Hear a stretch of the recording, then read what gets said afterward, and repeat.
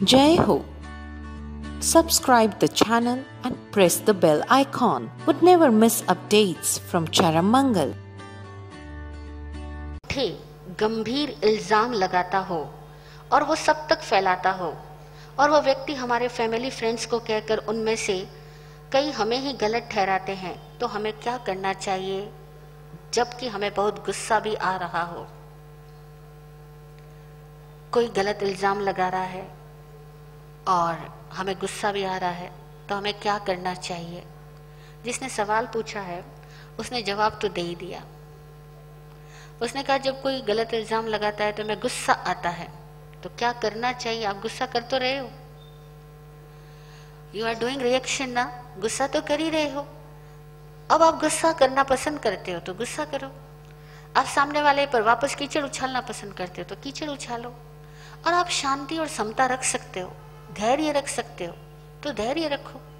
आपका मन मस्तिष्क आपको क्या गवाही देता है, आपकी आत्मा आपकी साक्षी है। किसी दूसरे को नहीं पता हमने अपने मन में आज दिन तक क्या क्या बुरे ख्यालात किए, खुद को तो पता है। किसी दूसरे को नहीं पता हमने हजारों बार झूठ भी बोला होगा, पकड़ा नहीं गया होगा, है ना। हमने कई बार चोरी करने के ख्याल भी किए होंगे, की हो या ना की हो वो अलग बात है, की भी होगी और पकड़ी ना गई हो ऐसा भी हुआ होगा। हमने सैकड़ों हजारों बार लोगों की बुराइयां उनके पीठ पीछे की होगी, पर सामने वाले कोई लड़ने थोड़ी आए थे, ना ही सामने वाले को पता भी लगा होगा। यह भी संभव है कि हमने भी कई बार किसी के सीक्रेट्स ओपन किए हो, गुप्त बातें जो हमें पता थी, जब तक हमारी दोस्ती थी निभी। जिस दिन वो दोस्ती दुश्मनी में बदलने लगी, हमने उनकी गुप्त बातें बाहर फैला दी हो या किसी एकाध को भी कह दिया हो। हमने आज दिन तक क्या क्या किया, क्या हमें याद है। अपनी आत्मा साक्षी है कि हमने आज दिन तक क्या क्या किया। किसी और को पता हो या ना पता हो, हमें उसका दंड उसी समय मिला हो या ना मिला हो, लेकिन मिलेगा जरूर, ये तो पक्का है ना। ये तो हम मानते हैं ना कि अगर हमने बुरे विचार किए हैं तो उसका बुरा परिणाम आएगा तो सही, अगर हमने बुरा बोला है उसका परिणाम भी आएगा तो सही, ये तो पक्का है। तो जब कभी कोई परिणाम आता है तो उस व्यक्ति पर मत जाओ कि वो व्यक्ति ऐसा क्यों कह रहा है। अपने भीतर कारण खोजो कि मेरे मन में कभी बुरे ख्यालात कब आए थे। अध्यात्म विज्ञान ये कहता है कि आपकी जिंदगी में जो कुछ आता है वो आपका ही अपना भूत है, अपना ही चुनाव है, अपना कल्प है, अपना कर्म है, आपकी अपनी सोच है, आपका अपना इंटेंट है, इरादा है जो कभी कर रहा होगा। अन्यथा किसी व्यक्ति की क्या मजाल जो आपके बारे में कुछ कहे। व्यक्ति पे मत जाओ, वो जो व्यक्ति कह रहा है वो निमित्त मात्र है। हाँ, वो भागीदार बनना चाह रहा है और बन रहा है, वो उसकी मर्जी। वो राग द्वेष से पूरित होकर के कुछ कह रहा है, वो उसकी मर्जी, लेकिन तुम निमित्त पे मत जाओ। अगर तुम्हें सम्यक दृष्टि बनना है तो अपने भीतर कारण खोजना और पता लगेगा। शांति, समता और निष्पक्ष भाव से खोजोगे तो पता लगेगा कि हमने बचपन से लेकर के आज तक कितने कितने लोगों के बारे में कैसी कैसी राय बनाई होगी। लड़का लड़की पार्क में बैठे होंगे तो हमारे मन में क्या स्टोरी आई होगी।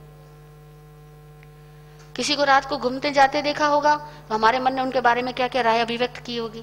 कहाँ हम सोचते हैं कि हम अपनी सोच को वापस बदले तो सही, इस सोच को वापस रिमूव तो करें, डिलीट तो करें, निष्फल तो करें।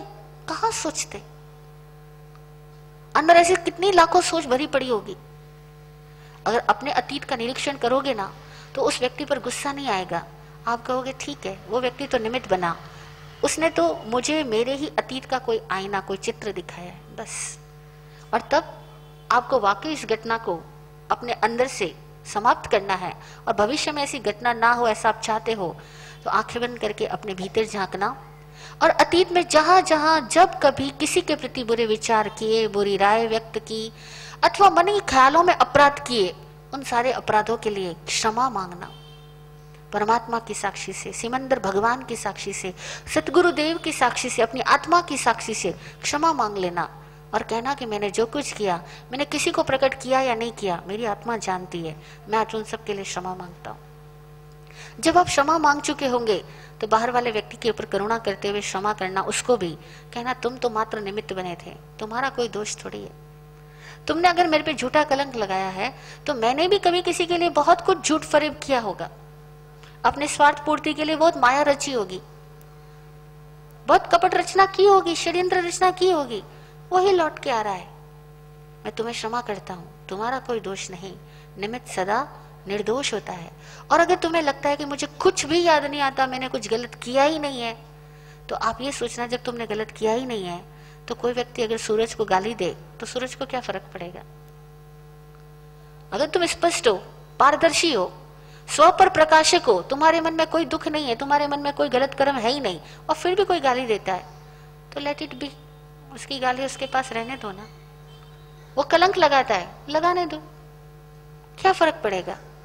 याद रखो, सज्जनों के शीश पर संकट रहेंगे कितने दिन, सज्जनों के शीश पर संकट रहेंगे कितने दिन, चंद्र को घेरे हुए बादल रहेंगे कितने दिन।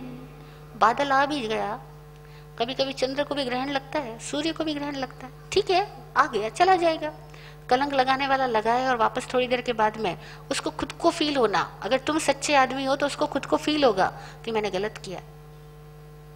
किसी दिन वो क्षमा मांगना आएगा, धीरज तो रखना, धीरज रख लेना, गुस्सा मत करना, वापस आरोपित करने मत जाना, कीचड़ उछालने मत जाना, धीरज रख लेना। और ये जो धीरज रखोगे ना, जब कोई कलंक लगावे और तब जो धीरज रखोगे ना, वो धीरज रखने का तप इतना बड़ा है जितना मांस खामण भी नहीं है। उस समय धीरज रखना का तप इतना बड़ा है जितना मांसक खमण भी नहीं है। ध्यान रखना, ये बात मैं नहीं कह रही, हमारे प्राचीन आचार्यों ने लिखा है शास्त्रों के अंदर में कि कोई व्यक्ति करोड़ वर्ष तक मांस खमण मांस खमण मांस खमण मांस खमण के पारने के बाद वापस मांस खमण करता जाए, और पारने में एक आंवला जितना छोटा सा आहार ग्रहण करे, इतना सा आहार करे और वापस मांस खमण करे, और ऐसा वो लाखों करोड़ों वर्षों तक करता जाए। उसको अपनी तपस्या से जितने कर्मों की निर्जरा होगी, अगर वो ज्ञानी नहीं है, अज्ञानी है और उतनी तपस्या कर रहा है, उसको अपने इन तपस्या से जितने कर्मों की निर्जरा होगी, उतना एक ज्ञानी, एक समझदार, एक विवेकी, एक धैर्यवान व्यक्ति अपनी एक श्वासों श्वास में ही खत्म कर सकता है। उतने कर्म वो एक श्वासों श्वास में खत्म कर सकता है जो धैर्यवान है, जो सम्यक दृष्टि है, जो ज्ञानी है, जिसके हृदय में दुर्भावना नहीं है। देखो कौन सा रास्ता अख्तियार करना आपको मंजूर है, दिस इज योर चॉइस।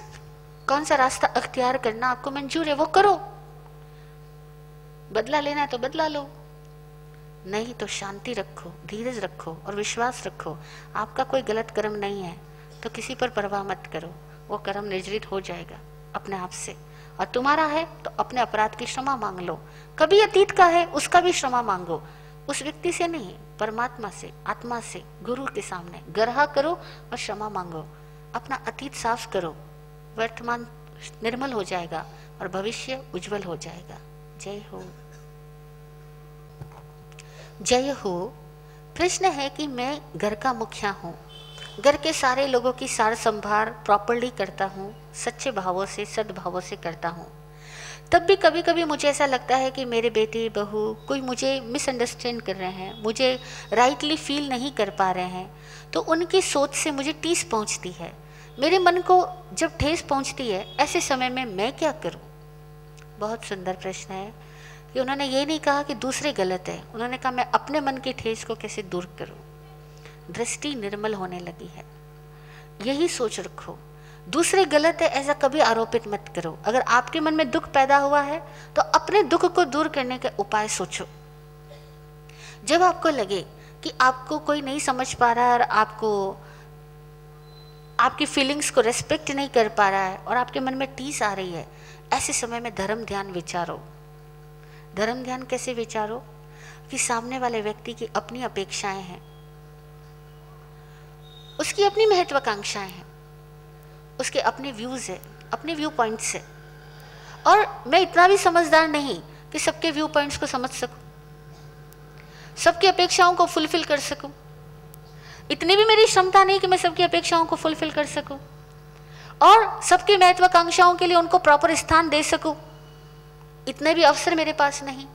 ऐसे में मैं क्या कर सकता हूं उनके लिए? मैं उनके लिए दुआ करता हूं कि उनको जो चाहिए वो उनको उनकी ज़िंदगी में सब कुछ मिले। अगर मैं ना भी दे पाया तब भी उनको मिले, ताकि उनकी ज़िंदगी में कोई प्रकार की दुविधा ना रहे। अपनी टीस को टीस मत बनने दो, बल्कि उनके लिए दुआ करो, एक बात। फिर दूसरी बात, अपने लिए प्रेयर करो कि हे परमात्मा, मुझे इस योग्य बनाना कि मेरे निमित्त से किसी को भी असहता ना पहुंचे। हे परमात्मा, मुझे इस योग्य बनाना कि मेरे निमित्त से मेरे परिवार के, मेरे जुड़े हुए किसी भी व्यक्ति को कभी असहता न पहुंचे। अगर उनको असहता पहुंच रही है तो मुझे क्षमा करना और मुझे विवेक देना, मेरा मार्गदर्शन करना कि मैं सही समय पर उचित व्यवहार कर सकूं। खुद के लिए भी प्रार्थना करके सद्गुणों की मांग करना, क्योंकि हम में से बहुत लोग हैं जो समझदारी से चल रहे हैं, फिर भी गलती तो हो जाती है ना। तो अपने लिए हर दिन प्रार्थना करो, यह परमात्मा मुझे मार्गदर्शन देना कि सही समय पर मैं सही व्यवहार कर सकूं, जिसके लिए जो जरूरत हो उसके लिए मैं सहयोगी बन सकूं।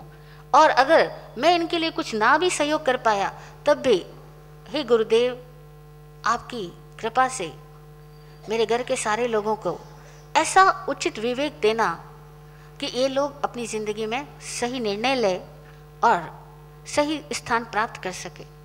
दुआ और प्रार्थना में अपनी पीड़ा को बदल देना। दुख या दुआ, दो में से एक को चुनना होगा। जिंदगी में बहुत सारे मोड़ आते हैं जब हमें दुख आता है, और जब जब दुख आता है तब तब ध्यान देना कि दुख ही एकमात्र मार्ग नहीं है। दुख का रास्ता ही चुनना मेरे लिए जरूरी नहीं है। मुझे बुद्धि मिली है, वी आर ब्लेस्ड कि हमें बुद्धि मिली है, हमें समय ज्ञान देने वाले मिले हैं, हमें धर्म का शरणा मिला है, गुरु का शरणा मिला है। अब मैं दुख का रास्ता क्यों चुनूं? क्यों ना मैं दुआ का रास्ता चुनूं, है ना? तो जब जब मन में पीड़ा आए, दुख आए, तो दुख का रास्ता मत अख्तियार करो, अपने तुरंत दुखों को दुआ में बदल डालो। अपनी कमजोरी है तो परमात्मा से प्रार्थना करो कि मुझे क्षमता दो, मार्गदर्शन दो, और सबके लिए दुआ करो कि उन सबको उचित अवसर प्राप्त हो जाए, वे लोग सुखी रहे। ऐसा फिर भी कोई समझता है तो कहो, हे परमात्मा, मैंने अपनी योग्यता के अनुसार कार्य किया, फिर भी कोई मुझे गलत करे, गलत समझे तो आप मुझे क्षमा करना, बस। और कुछ नहीं, दुआ करो, प्रार्थना करो और अपने अंदर के दुखों को दूर कर दो। दुखी रहो मत। दुख आना एक बात है और दुखी रहना हमारा चुनाव है।